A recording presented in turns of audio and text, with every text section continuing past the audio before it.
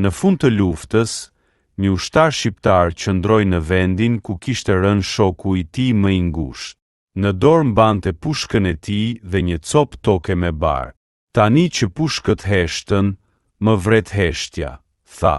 E vendosi pushkën në tokë, e mbuloi me barin që kishte marrë nga vendi ku shoku i tij kishte rënë dhe tha. Tani kjo tokë është e lirë, por unë nuk jam më i njëjti. Ai u ul në gjunjë, preku dhe unë dhe mbylli sytë. Në ajër ndihej ende era e barutit, por edhe aroma e pranverës që po vinte. Krah tij, një zog këndoi për herë të parë pas ditësh të gjata lufte, sikur dhe natyra po merrte frym me kujdes. Në xhepin e uniformës, ai mbante një copë letër të grisur, që ja kishte shkruar shoku pak ditë para se të binte. Nëse nuk kthehem, mos më qaj. Thjesht kujto se luftuam që fëmijët tanë të qeshin pa frikë.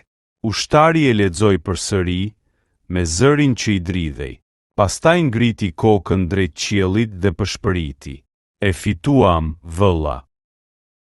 Por pse ndjehem bosh?